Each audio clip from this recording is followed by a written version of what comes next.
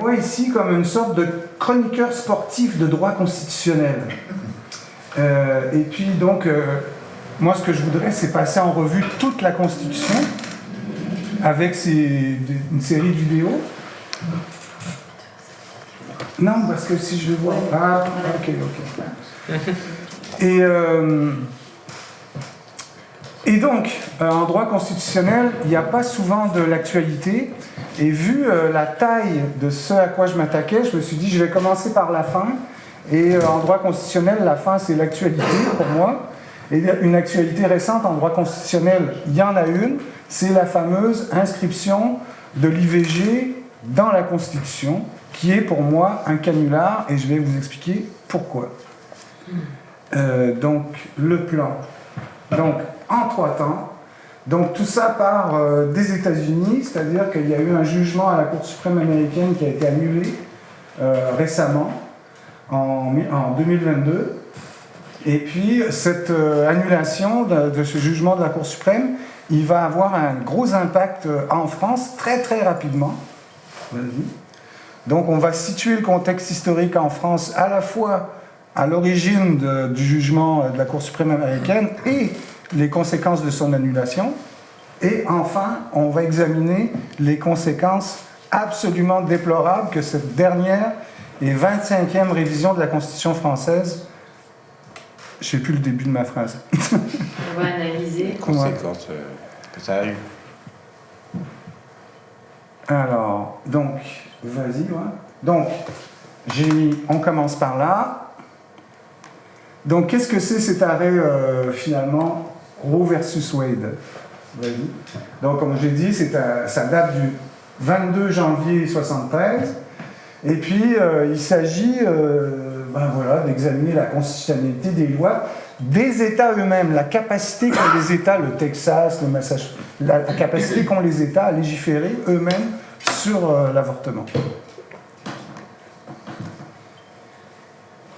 Donc voilà, ça vous pouvez juste le lire. Donc la protection. Oui, ce qui est important, c'est que dans le jugement Roe versus Wade, le mot avortement, il n'apparaît pas. Ni IVG, ni tout ça. On continue. Après, ce qu'il faut préciser aussi pour comprendre comment... Parce que les noms sont importants dans l'arrêt, c'est Roe versus Wade. Roe, c'est la plaignante. Et ce qu'il faut savoir, c'est que dans la culture américaine, on ne dit pas Madame X ou Monsieur X comme plein de contrées, c'est tout ça. On appelle souvent ce Monsieur X John Doe. On dit ça, John Doe, c'est Monsieur n'importe qui. Donc, lui, Monsieur John Doe, comme c'est Monsieur n'importe qui de façon populaire, il va avoir une correspondante féminine qui est Jane Doe. Donc, elle devient, elle, l'équivalent de, en France, Madame X. Et puis là, on va déformer un peu son nom de façon à ce qu'on... Attendez, je vais les bonnes phrases dans mes notes, là. Oui, il est décidé de s'inspirer de Jane Doe sans prendre ce nom directement, mais de s'en inspirer de façon suffisamment claire et pour qu'on sache qu'on est en train de protéger l'anonymat de quelqu'un. Donc, c'est cette personne-là, Norma McCorvey, qui va devenir Jane Roe dans le cas de la Cour suprême, parce qu'évidemment... vas-y encore. Non, c'est pas tout de suite. Attends, vas-y. Oui, donc elle, c'est quoi son histoire? C'est assez intéressant. Elle est enceinte en 69, elle va avorter en 1970 d'un 3e enfant. Il y a un 3e enfant qui se présente. Elle est célibataire. Elle s'avoue volontiers dépressive et incapable d'affronter ce poids supplémentaire qui lui arrive. Donc, en 70, elle veut se faire avorter. Mais là, elle est au Texas. Et comme vous le savez probablement, le Texas, tous les États du Sud sont assez peu progressistes, mais celui-là en particulier, c'est l'un des moins avancés moralement, disons. Et la loi du Texas, elle dit, suivant ce qu'elle dit, c'est que si sa vie à elle n'est pas mise en danger par sa grossesse, on ne peut pas lui prodiguer un avortement médicalisé. Donc finalement, l'enfant, il va naître, il va être placé en adoption, mais elle va continuer sur sa lancée avec de l'aide assurément, et la cause va tranquillement faire son chemin jusqu'à la Cour suprême. En 1971, la Cour suprême des États-Unis va considérer que la cause est recevable en vertu du 9e amendement de la Constitution américaine. Et donc, c'est un amendement qui date de 1791 parce que la Constitution américaine actuelle, elle est entrée en vigueur en 1789 et c'est toujours la même. Hein. Le texte, il fait une quinzaine de pages. C'est toujours la même Constitution. Ça fait 200 ans qu'il fonctionne avec. Donc, après... Donc, les deux personnes... Ah oui, ce qui est intéressant dans ce 9e amendement, c'est que il y a eu un Bill of Rights qui fait 10 amendements, donc 10 droits qui sont inclus à la Constitution américaine en 1791. Et le 9e amendement, il est assez malin parce qu'il dit c'est pas parce qu'on a identifié des droits qu'on protège qu'il n'y en a pas d'autres qui vont venir après. Et c'est en s'appuyant là-dessus que les avocats de Jane Doe vont s'appuyer. Donc, les personnes en cause, donc elle, voilà son vrai nom complet, et lui, donc Wade, c'est le procureur de Dallas, qui lui est déjà célèbre à cette époque-là, parce que 10 ans plus tôt, il a déjà il était déjà procureur du comté de Dallas, et il est intervenu à cette fonction lors d'un autre procès célèbre, qui est celui de Jack Ruby, l'assassin de Lee Harvey Oswald, lui-même assassin de John Kennedy. Donc là, il ne faut pas confondre avec, j'y vais mais pas tout de suite, toi, avec l'équipe de beach volley féminin du Brésil. Vas-y. Donc, voilà la Cour suprême des États-Unis en 1973. Il y a Michel Barnier. Il avait déjà ce là. Et malgré leur allure débonnaire, cette bande de joyeux drilles va accoucher, donc j'ai mis accoucher, je trouvais que c'était le bon verbe, d'un jugement qui amène véritablement un progrès en 1973, non seulement aux États-Unis, mais qui va avoir un retentissement dans plusieurs pays industrialisés, notamment en France.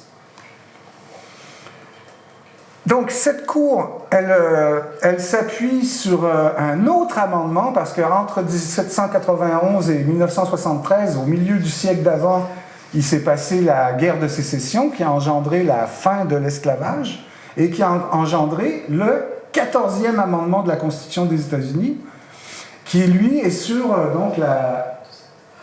Voilà, vas-y, continue. Donc, il étend la protection du droit à la vie privée. Et en fait, eux, ils vont étendre cette protection-là de la vie privée au fait qu'une femme puisse se faire avorter ou non. Et donc, c'est assez progressiste vraiment pour l'époque. Donc, si on regarde le 14e amendement, qu'est-ce qu'il dit? C'est que toute personne née aux États-Unis est un citoyen. Les États ne peuvent pas porter atteinte à leur vie, leur liberté ou leur propriété sans une procédure légale régulière, ce qu'ils appellent la Due Process Clause. Donc les États, ils doivent à tous les citoyens l'égale protection de la loi. Et le 14e amendement, donc suite à l'abandon de l'esclavage, c'est que ça dit qu'on ne peut pas utiliser le corps d'une personne pour en maintenir une autre en vie. Et c'est sur la base de ce raisonnement c'est ce raisonnement qui va être étendu aux femmes enceintes, c'est-à-dire qu'une personne qui est même pas née, elle ne peut pas avoir le droit d'utiliser le corps d'autrui pour se maintenir en vie, puisqu'elle n'est même pas née, elle, encore, cette personne-là. Et c'est comme ça que ça va être. Mais entre 1973 et l'arrivée de Trump, il ne s'en cachera pas du tout. Il va être notamment, il va avoir le soutien des plus conservateurs de l'extrême droite américaine, parce qu'il va nommer 3 nouveaux juges, de façon, comme il y a 9 juges à la Cour suprême, il va faire basculer la majorité de la Cour suprême très à droite, quoi. Du côté très à droite. Ils sont élus à vie, c'est ça? Ouais, ils sont nommés à vie, par l'exécutif. Ce qui fait que là-bas, il n'y a pas de séparation des pouvoirs. Hein. C'est-à-dire que si l'exécutif nomme le judiciaire, le nommé va se sentir redevable devant le nommant, Et de toute façon, eux, ces trois-là, ils sont nommés pour faire ça, et c'est exactement ce à quoi ils vont s'attaquer tout de suite. Heureusement qu'on a le Conseil d'État, le Conseil constitutionnel. Non, nous, c'est pareil. Nous, c'est pareil. La Déclaration des droits de l'homme. Comment? Ah ouais. Et la Déclaration des droits de l'homme, qui dit que s'il n'y a pas de séparation entre le pouvoir législatif et le pouvoir exécutif, le pays n'a pas de constitution. Article 16 de la Déclaration de 1789. C'est inspirant cet article 16, mais c'est faux. Cet article il était peut-être valable en 1789. Aujourd'hui, c'est pas vrai, parce qu'en Chine, ils n'ont pas de séparation de pouvoir. En France, il n'y en a pas. On a une constitution en Chine. Vous leur demandez est-ce que vous avez une constitution? Ouais, elle est là. Regardez. Pourtant, il n'y a pas de séparation de pouvoir en C'est un Chine. morceau de papier. Oui, mais en La 1789, Déclaration des droits de l'homme dit que c'est un morceau de papier, c'est pas une vraie constitution. il y a des débats là-dessus. Il y a des débats là-dessus, franchement. On y reviendra, ça, on y reviendra. Donc, finalement, il y a annulation par cette nouvelle majorité à la Cour suprême des États-Unis. Et jusque-là, les Américaines, elles croyaient que leur droit à l'IVG, il représentait l'un de leurs droits constitutionnels. Mais en fait, c'était un droit constitutionnel dérivé d'un autre droit. Et Jurisprudentiel. jurisprudentiel... non, oui. Non, mais en fait, c'est juste... Ils croyaient que ce droit-là à l'IVG était protégé dans leur droit constitutionnel, mais c'était en fait juste une interprétation du droit en place. Il suffisait juste de l'interpréter autrement, d'interpréter la Constitution autrement pour que ce prétendu droit il disparaisse aussi simplement qu'il était apparu. Et c'est exactement ce qui s'est passé. C'est-à-dire que la principale raison pour laquelle ces juges ont annulé l'arrêt Roe versus Wade, c'est parce qu'ils le pouvaient. C'est ça la principale raison. Ensuite, évidemment, aux États-Unis, c'est un truc qui est tendu, hein, et il y avait déjà 26 États qui avaient des projets de loi déjà tout prêts dans les tiroirs. Donc, ceux qu'on voit en rouge foncé ici, c'est ceux qui étaient prêts tout de suite à intervenir, et ceux qu'on voit en orangé, c'est ceux qui sont pressentis pour intervenir une fois que les 13 en rouge seront passés. Ça veut dire que pour obtenir un avortement, une femme doit dorénavant passer d'une zone rouge ou orangée à une zone grise. Donc, ensuite... Vas-y, encore. Donc là, on va regarder ce qui se passe du côté français, à la même époque à peu près, de 73. Oui, tu peux en mettre un peu par terre, ouais, ça va nourrir les pigeons. Donc, le 5 avril 71, il y a un manifeste dont on a le souvenir sous le nom manifeste des 343 salopes. En réalité, c'était pas dit comme ça dans le Nouvel Obs, hein. C'était une caricature dans Charlie Hebdo qui parlait de ça et qui a donné ce nom, qui a laissé ça dans nos mémoires. Et ça, donc, c'est Simone de Beauvoir elle-même qui écrit le texte. Donc, on peut le lire ensemble. 1 million de femmes se font avorter chaque année en France. Là, je ne sais pas où elle prend ce chiffre. Est-ce que ce chiffre est encore valable aujourd'hui? Est-ce que c'est le même? Je ne pourrais pas me prononcer là-dessus. Et en tout cas, elles le font dans des conditions dangereuses en raison de la clandestinité à laquelle elles sont condamnées. C'est-à-dire que les avortements, ils ont toujours eu lieu dans des conditions sordides de toute façon, avec des cintres, des aiguilles à tricoter, des potions magiques. Donc je reprends. Alors que cette opération pratiquée sous contrôle médical est des plus simples. Et c'est vrai, pratiquer un avortement, c'est pas de la neurochirurgie ou greffer un cœur. C'est hyper simple comme procédure et c'est sécuritaire. Donc on fait le silence sur ces millions de femmes. Je déclare que je suis l'une d'elles. Je déclare avoir avorté. De même que nous réclamons le libre accès aux moyens anticonceptionnels, nous réclamons l'avortement libre. Moi j'aurais ajouté gratuit là, mais bon. Donc, dans le Nouvel Obs, ça ressemblait à ça, l'encadre. Et ensuite, il y avait la liste des 343 femmes. Donc, il y en avait plus au départ, mais le Nouvel Obs a tenu à garder que les plus connus. Donc, beaucoup de people là-dedans. Ensuite, ça, de 71, là, on passe à 75. On va arriver avec la loi au départ, il s'agit de dépénaliser l'IVG. C'est-à-dire que l'IVG, jusqu'en 1975, est pénalisé. Là, on va juste le dépénaliser. Donc, elle, tout le monde la connaît. Donc là, j'ai reproduit, elle, son exposé devant l'Assemblée. Bon, idéalement, là, j'aurais glissé une petite vidéo. Ça se trouve facilement, je ne l'ai pas fait, mais où elle raconte elle-même son affaire. Donc, je le dis avec toute ma conviction, l'avortement doit rester l'exception, l'ultime recours pour des situations sans issue. Mais comment le tolérer sans qu'il perde ce caractère d'exception, sans que la société paraisse l'encourager? Je ne sais pas si on s'y reprendrait avec le même argumentaire. Elle était de droite, en société. Ouais. Je voudrais d'abord vous faire partager une conviction de femme. Je m'excuse de le faire devant cette assemblée presque exclusivement composée d'hommes. Ça, c'est une bonne remarque. Aucune femme ne recourt de gaieté de cœur à l'avortement, il suffit d'écouter les femmes. C'est toujours un drame et cela restera toujours un drame. C'est pourquoi, si le projet qui vous est présenté tient compte de la situation de fait existante, s'il admet la possibilité d'une interruption de grossesse, c'est pour la contrôler et autant que possible en dissuader la femme. C'est plus des propos qu'on tiendrait aujourd'hui, ça. Mais bon, dans le contexte, une femme de droite, ça se comprend. Une femme de droite ferait la même chose aussi. Oui, ben, vous allez le voir. Vous allez le voir plus loin. Elle l'a fait, la femme de droite. Encore. Elle faisait quoi avec Gainsbourg? Ah oui, non, c'est parce que là, j'ai lu la photo, j'ai trouvé ça par hasard, parce que, en fait, au départ, c'était une loi qui était votée juste. Comment j'ai dit ça? En commission. Ouais. C'est une loi temporaire, c'est une loi à l'essai. Et j'ai mis la photo parce que là, Simone, elle veille. Donc la loi, elle sera reconduite effectivement le 31 décembre 1979. Donc on arrive à la dernière partie. Donc, à la suite de l'annulation Roe versus Wade le 24 juin 2022, plusieurs parlementaires en France annoncent leur intention de faire entrer l'IVG dans la Constitution française. C'est-à-dire, même pas une semaine après, il y a une proposition de loi qui sort d'Aurore Berger, présidente du groupe Renaissance. Pas de nous d'abord? Non, nous tout de suite après, tu vas voir. Une proposition de loi constitutionnelle visant à garantir le droit à l'IVG.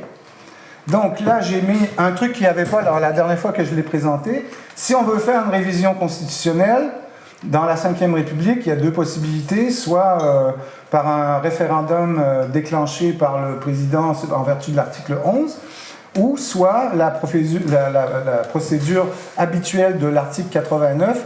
Et il faut spécifier là-dessus que la Constitution française, en réalité, elle est assez facile à modifier quand la droite est au pouvoir.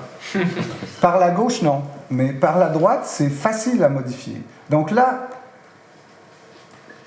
on y va. L'article 89, dans le plan de la Constitution, c'est le dernier titre, tout en bas, là, le titre 16 de la révision, qui contient l'article 89 et qui est d'ailleurs le seul de tout le titre.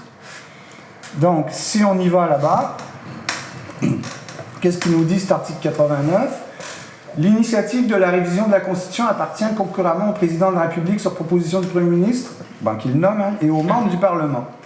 Le projet ou la proposition, est-ce que c'est clair la différence pour vous entre un projet et une proposition de loi? Non. Le projet, c'est le gouvernement. Par un gouvernement et proposition, c'est par des députés. Exactement. Donc les projets de loi, c'est des projets qui sont portés en Conseil des ministres. C'est à peu près 95% des lois en France de la Ve République. 95. Et les 5% qui restent, je suis large, 5%. C'est les propositions de loi qui émanent, elles, du Parlement. C'est-à-dire pas seulement des députés, les sénateurs aussi peuvent jouir de l'initiative parlementaire. C'est aussi avec la révision de 2008, ouais, c'est ça? Les niches parlementaires? Non, là, c'est pas pareil. Non, mais on va en avoir besoin des niches parlementaires un petit peu plus loin, c'est pas mal. T'es vraiment super pédagogue. Donc, le projet de loi ou la proposition de révision doit être examiné dans les conditions de délai fixées au 3e alinéa, bon, ça on s'en fout, et voté par les deux assemblées en termes identiques. Donc, ça, c'est très, très important en termes identiques, parce que, de fait, ça donne un veto au Sénat, et le Sénat, il a toujours été à droite, sera toujours à droite, il est fabriqué pour ça grâce à son électorat. Il a été à gauche, présumément à gauche entre 2011 et 2014, au moment où le Parti socialiste allait oublier la signification de son nom. Donc, ensuite... toutefois, le projet de révision n'est pas présenté au référendum lorsque le président de la République décide de le soumettre au Parlement convoqué en congrès. Le congrès, c'est quand l'Assemblée nationale et le Sénat forment une seule assemblée pour voter, et là, il faut les 3/5. Donc, il y a encore, j'ai mis 3 petits points parce qu'il y a encore un petit peu du blabla derrière, mais l'essentiel dont on a besoin, nous, c'est ça. Donc là, la grande question, quand j'ai vu venir ça, la grande question que je me suis posée, c'est, bon, d'accord, on veut inscrire le droit à l'IVG dans la Constitution, mais où? Parce qu'il n'y a pas de déclaration de droit dans la Constitution française. Il n'y en a pas. Donc, mais où est-ce qu'ils vont mettre ça? C'est ça la grosse question. Donc, par exemple, moi, si on m'avait posé la question, je serais allé fouiller dans le préambule, parce que là, on a la déclaration de 1789 qui est inscrite, on a le préambule de la Constitution de 46. Bon, on ne va pas amender ces textes-là, qui sont des textes historiques. Mais on a la Charte de l'environnement de 2004, qui est un texte pitoyable, sur lequel il va de toute façon falloir revenir un jour. Mais je me suis dit, bon, ça pourrait, si Chirac avait inscrit sa Charte de l'environnement là, pourquoi pas un truc important comme l'IVG, ça pourrait être la bonne place. Donc ça aurait pu donner, moi je propose ça, moi quand j'y ai réfléchi, on aurait pu mettre un truc comme ça. Sans trop dénaturer le préambule, on aurait pu... Mais c'est pas ça qui a été choisi comme chemin, c'est pas ça. Parce que...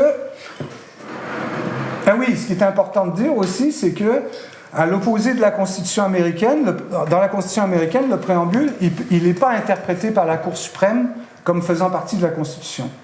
Or, depuis 1971, en France, depuis un arrêt célèbre en France, depuis 1971, le Conseil constitutionnel s'est arrogé le droit, lui, d'aller fouiller dans le préambule pour en tirer des règles de droit qui l'arrangent. Et le Conseil constitutionnel en France, c'est une institution pourrie. C'est pourri. Ah. C'est pourri pour plusieurs raisons. On y reviendra quand on en reparlera de ça, mais c'est pourri. Et un truc pourri comme ça, ils ont quand même décidé de s'autoriser la possibilité de prendre le préambule. Mais sinon, dans la Constitution, comme il n'y a pas de déclaration de droit, les seuls endroits où on fait référence à des déclarations de droit, c'est dans le préambule. Mais là, ce n'est pas ce qui a été décidé, parce qu'il y a un autre article qui ressemble à un droit dans la Constitution qui se trouve au titre 8. Et cet article-là, c'est ce dont on va se servir. Donc, du coup, il y a une nouvelle proposition de loi constitutionnelle qui débarque le 30 juin 2022. On est une semaine seulement après l'annulation de Roe versus Wade. Et là, voilà ce que ça dit.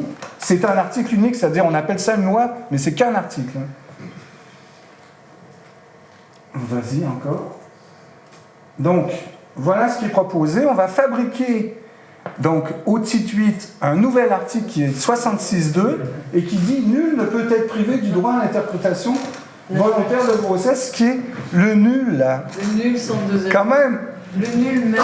C'est mal à mancher, cette affaire. C'est mal à mancher. Parce que là, nul, ça fait masculin.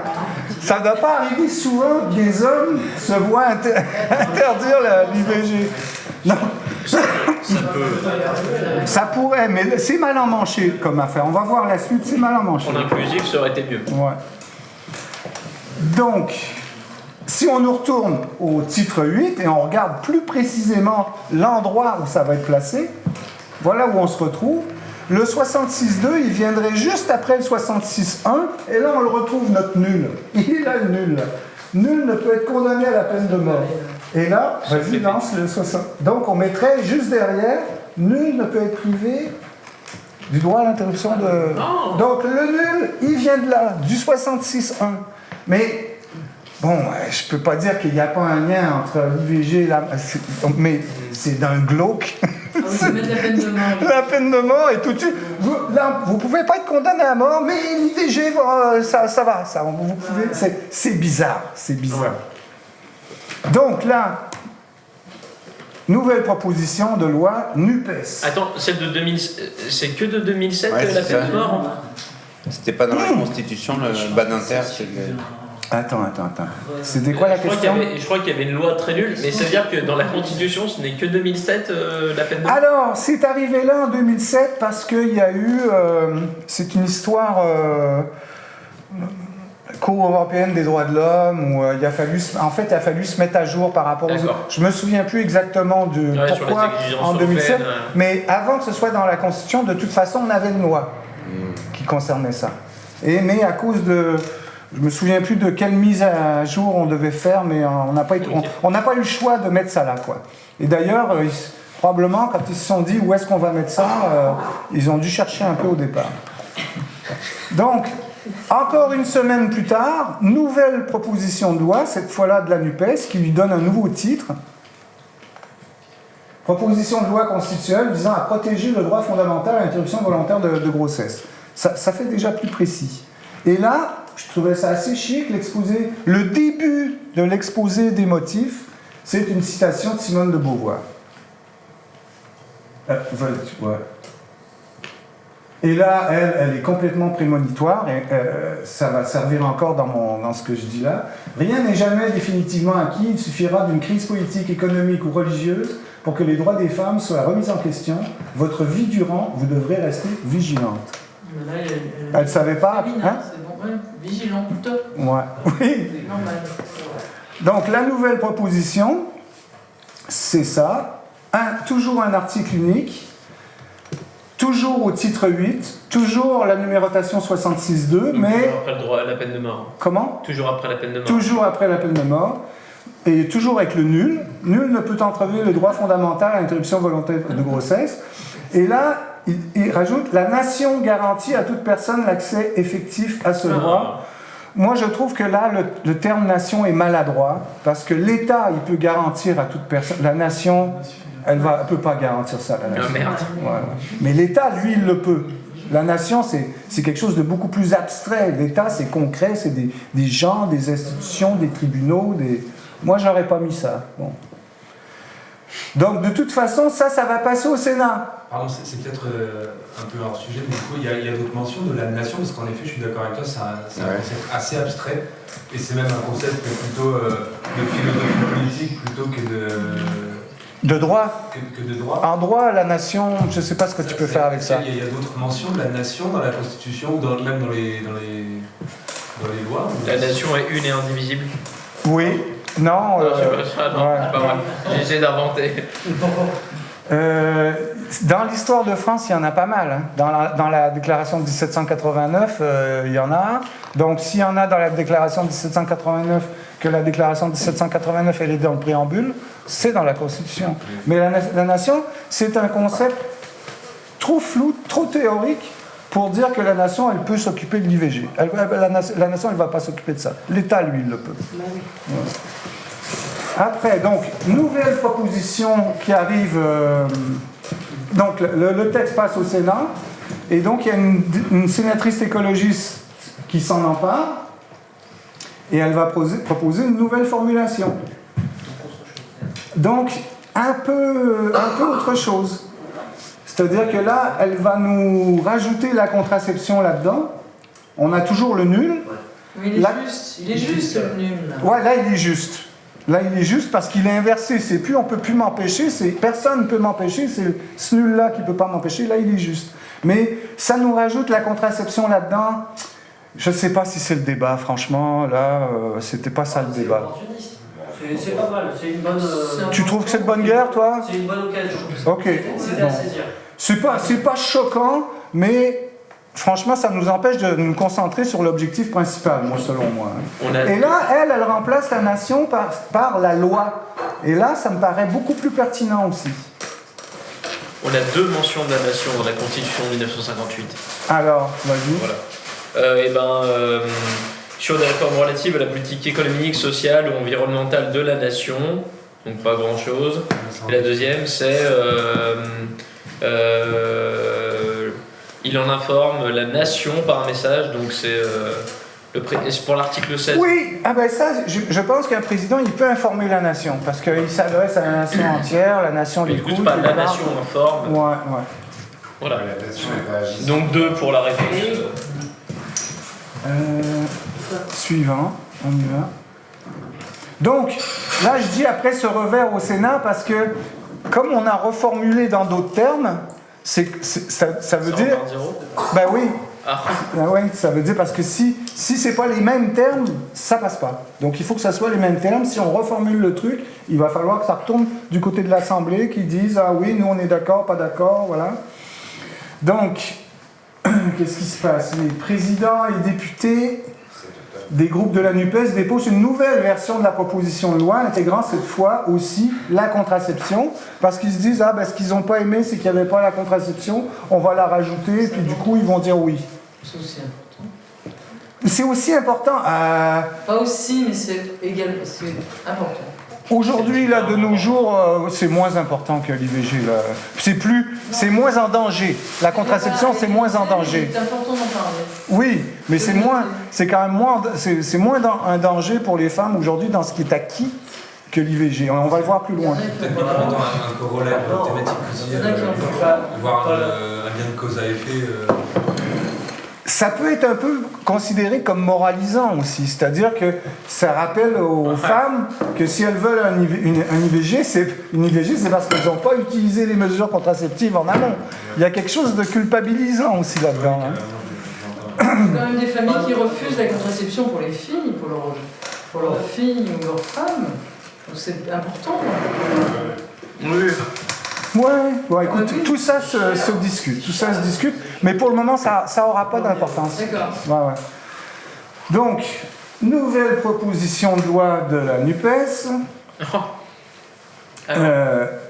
Donc, on en est toujours au titre 8, toujours à l'article 66.2. Nul ne peut porter atteinte au droit à l'interruption volontaire de grossesse et à la contraception. La loi garantit à toute personne qui en fait la demande l'accès libre et effectif à ses droits. Donc, ils se sont alignés sur le texte, comme tu dis, tout à fait. Okay.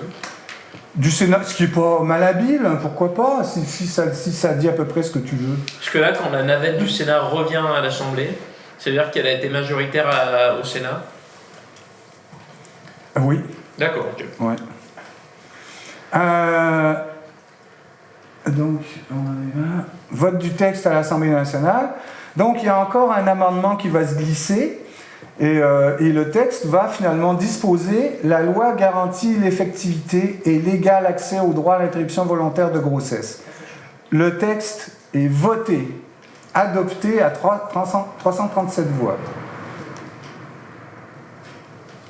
Tu parlais des niches parlementaires qui arrivent en 2008, qui était une proposition d'Arnaud Montebourg en 2005, au départ, et qui permettent aux groupes parlementaires d'opposition, à chacun son tour, de gérer l'agenda du Sénat ou de l'Assemblée nationale une fois par mois.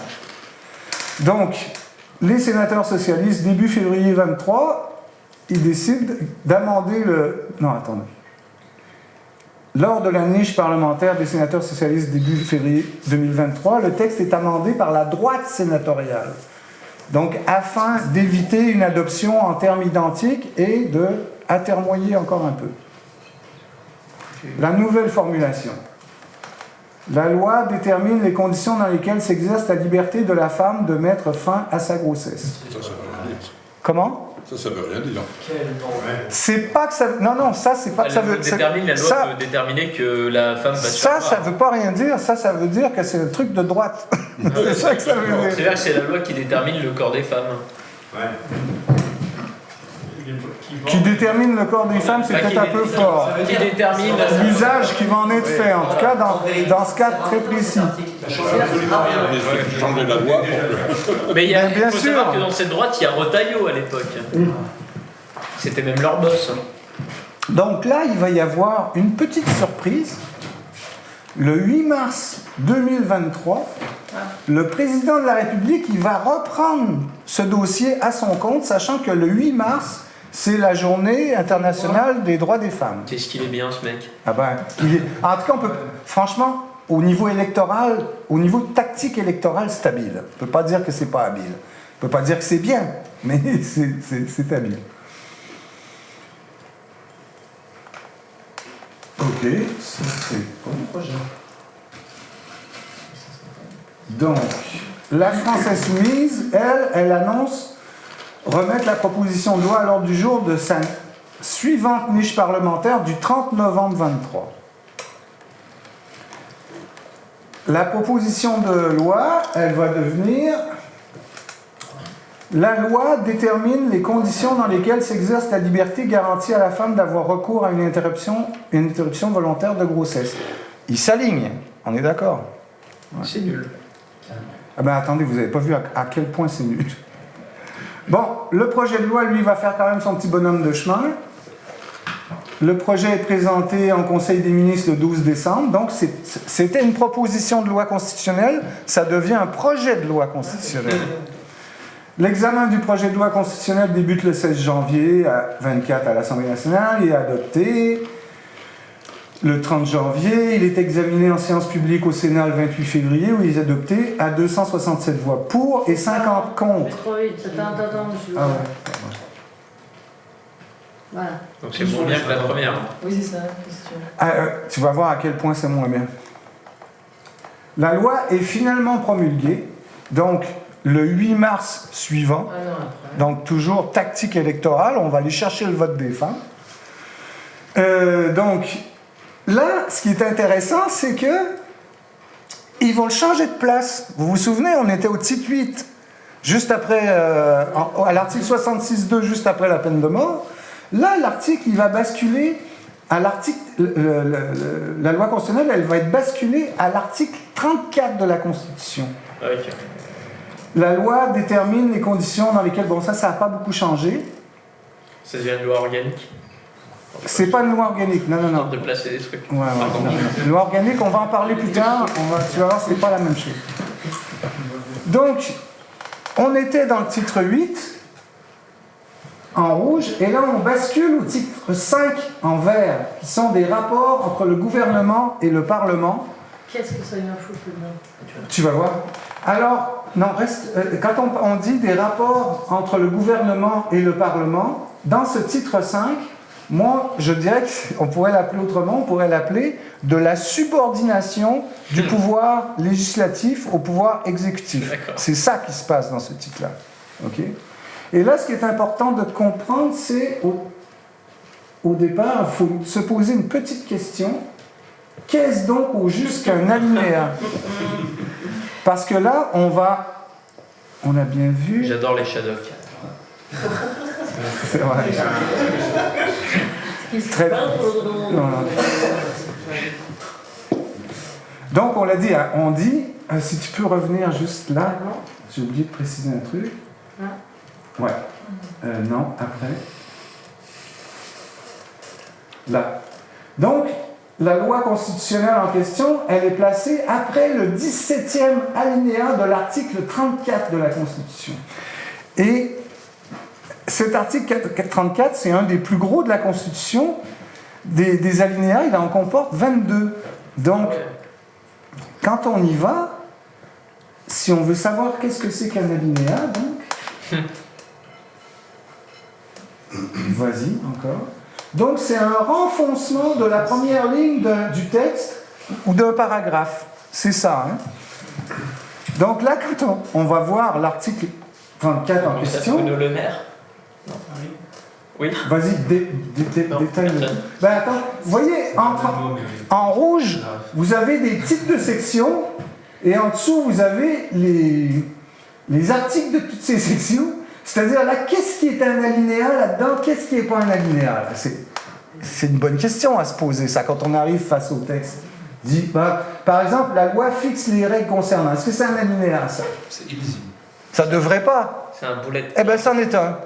Donc, juste sur un truc aussi bête que... Pourquoi ça ne serait pas numéroté, par exemple? Pourquoi on est... Alors, si on veut aller chercher le 17e alinéa, on va se mettre après le 17e alinéa, il est où? Qu'est-ce qu'on compte? C'est quand même inutilement compliqué pour rien.